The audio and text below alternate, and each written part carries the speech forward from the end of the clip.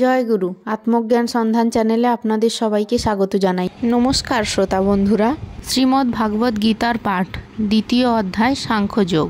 অধ্যায়টির মধ্যে রয়েছে আত্মা, কর্ম ও জ্ঞানের অমৃত উপদেশ, যা ৭২টি শ্লোকের মধ্যে বিস্তৃত। আপনি কি কখনো ভেবে দেখেছেন মৃত্যুর পর কি হয়? আত্মা নশ্বর নাকি অমর? ভগবদ্গীতার এই দ্বিতীয় অধ্যায় সাংখ্যযোগ আমাদের নিয়ে যায় জীবনের গভীরতম এই প্রশ্নের উত্তরগুলি খুঁজতে, যেখানে মৃত্যু, দুঃখ, ভয় সব কিছুরই শেষ আছে। ভাগবদ্গীতার দ্বিতীয় অধ্যায়ের সাংখ্যযোগ হল বিশ্লেষণাত্মক জ্ঞানের সমষ্টি।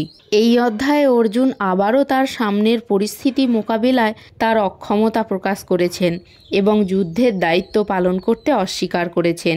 এরপর তিনি আনুষ্ঠানিকভাবে শ্রীকৃষ্ণের কাছে প্রার্থনা করেন যেন শ্রীকৃষ্ণ তার আধ্যাত্মিক গুরু হন এবং বর্তমান পরিস্থিতি মোকাবিলার জন্য সঠিক নির্দেশনা প্রদান করেন। অর্জুনের এই সংকট থেকেই সাংখ্যযোগের শিক্ষা শুরু হয়, যেখানে ভগবান শ্রীকৃষ্ণ মানুষের প্রকৃতি এবং এর মধ্যে থাকা উপাদানগুলি সম্পর্কে ব্যাখ্যা করেছেন। ভগবান তাকে আত্মার অমরত্ব সম্পর্কে শিক্ষা দিয়ে ঐশ্বরিক জ্ঞান প্রদান করেন, যা হলো আত্মা কখনো জন্মায় না, মরেও না, এটি কখনো অস্তিত্বহীন ছিল না, আবার কখনো অস্তিত্বহীন হবেও না। আত্মা অজন্মা, নিত্য, শাশ্বত এবং সনাতন। শরীর ধ্বংস হলেও আত্মা ধ্বংস হয় না। এই অধ্যায়ে শ্রীকৃষ্ণ আত্মা ও শরীরের পার্থক্য, জীবনের সত্য এবং কর্মযোগের মূল নীতি ব্যাখ্যা করেন। শ্রীকৃষ্ণ অর্জুনকে বলেন, কখনো এমন সময় ছিল না যখন আমি ছিলাম না, তুমি ছিলে না, বা এই সব রাজারা ছিলেন না, এবং ভবিষ্যতেও আমাদের কেউই অস্তিত্ব থেকে বিলুপ্ত হবে না। এভাবে তিনি জীবের নিত্যতাকে নিশ্চিত করেন। দেহ ও আত্মার পার্থক্য। শ্রীকৃষ্ণ আরও ব্যাখ্যা করেন যে আমরা নিরন্তর দেহ পরিবর্তন করি, শিশু থেকে যুবক, পরে বৃদ্ধ এবং মৃত্যুর সময় একটি সম্পূর্ণ ভিন্ন দেহ ধারণ করি। এই প্রসঙ্গে গীতার একটি শ্লোকে বলা আছে, মৃত্যুর পর আত্মা এক দেহ থেকে অন্য দেহে প্রবেশ করে। যেমন মানুষ পুরনো বস্ত্র ত্যাগ করে নতুন বস্ত্র গ্রহণ করে, তেমনি আত্মা পুরনো শরীর ত্যাগ করে নতুন শরীর ধারণ করে। এরপর শ্রীকৃষ্ণ সামাজিক দায়িত্বের বিষয়বস্তুর দিকে এগিয়ে যান। তিনি অর্জুনকে মনে করিয়ে দেন যে ধর্ম অনুসারে একজন যোদ্ধা হিসাবে যুদ্ধ করা তার কর্তব্য।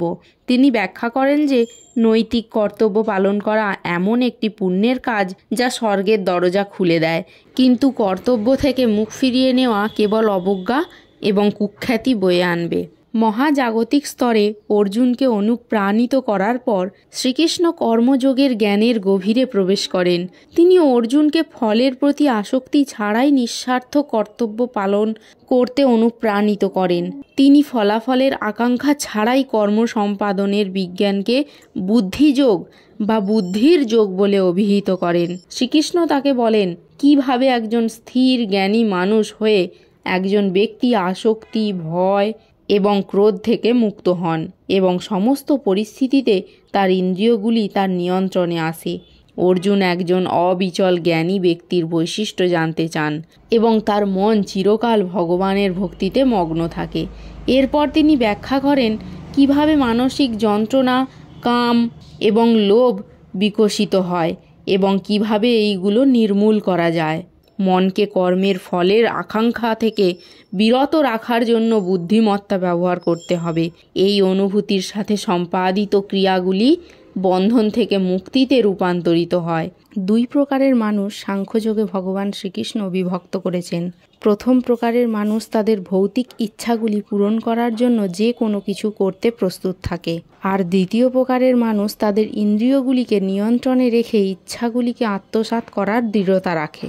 দ্বিতীয় প্রকারের মানুষেরা সৎকর্ম করতে পরম শান্তি লাভ করে, অর্থাৎ নিজের ইন্দ্রিয়গুলির ওপর সংযম রাখা, ইন্দ্রিয়গুলিকে নিয়ন্ত্রণ রাখা এবং মনকে বশে রাখা অত্যন্ত গুরুত্বপূর্ণ, যাতে আমরা নিজেদের ইচ্ছা পূরণের জন্য কোনো সীমা অতিক্রম না করি বা কোনো দুষ্কর্ম না করি। সাংখ্যযোগে শ্রীকৃষ্ণ স্থিতপ্রজ্ঞ বা স্থির বুদ্ধি সম্পন্ন ব্যক্তির লক্ষণ বর্ণনা করে বলেছেন, হে পার্থ, যখন একজন মানুষ তার মনের সমস্ত কামনা ত্যাগ করে এবং আত্মাতেই আত্মতুষ্ট হয়, তখন তাকে স্থিতপ্রজ্ঞ বলা হয়। কর্মযোগের শিক্ষা। সাংখ্যযোগের মাধ্যমে শ্রীকৃষ্ণ কর্মযোগের মূল নীতিও শেখান। যা হলো তোমার কর্ম করার অধিকার আছে, কিন্তু ফলের প্রতি কখনোই আসক্ত হয়েও না। কর্মফলের আশায় কর্ম করো না, আবার অকর্মণ্যতায়ও আসক্ত হয়েও না। গীতার এই বাণীটি আমাদের শেখায় যে আমাদের উচিত কর্মফলের আসক্তি ছাড়াই কর্তব্য কর্ম করা। সাংখ্যযোগের প্রায়োগিক শিক্ষা।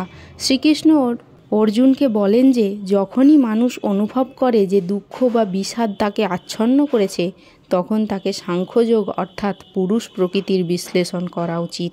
যে মানুষের ইন্দ্রিয়গুলির ওপর নিয়ন্ত্রণ থাকে তারা সর্বদা ভালো কাজে নিযুক্ত থাকে। এই অধ্যায় থেকে আমরা এই শিক্ষা পাই যে আমাদের সদা সৎকর্ম করা উচিত এবং কখনোই ইচ্ছার প্রবল প্রবাহে বিচলিত না হওয়া উচিত। উপসংহার। সাংখ্যযোগে ভগবান শ্রীকৃষ্ণ আত্মার অমরত্ব, দেহ ও আত্মার পার্থক্য, ইন্দ্রিয় সংযমের গুরুত্ব এবং নিষ্কাম কর্মযোগের মূল নীতি ব্যাখ্যা করেন। এই অধ্যায়ের মূল শিক্ষা হলো আমাদের আত্মজ্ঞান অর্জন করা এবং ইন্দ্রিয়গুলিকে সংযত রেখে নিষ্কামভাবে কর্তব্য পালন করা। এইভাবে শ্রীকৃষ্ণ অর্জুনকে আত্মার অমরত্বের সত্য, ইন্দ্রিয় সংযমের প্রয়োজনীয়তা এবং ফলের প্রতি আসক্তিহীন কর্মপথের মহিমা বুঝিয়ে দিলেন। তবে এই আলোচনা এখানেই শেষ নয়, কারণ এখন শুরু হবে এক মহান জ্ঞান। কিভাবে কেবলমাত্র কর্তব্য পালনই পরম মুক্তির পথ হয়ে দাঁড়ায়, কিভাবে প্রতিটি কাজ হয়ে ওঠে এক মহান সাধনা। আর এই অনুপম জ্ঞানের নামই হলো কর্মযোগ। ভগবদ্গীতার 3য় অধ্যায়ে আমরা জানতে চলেছি কিভাবে কাজই উপাসনা এবং কর্মই মুক্তির সোপান। তাই আমাদের সঙ্গে থাকুন।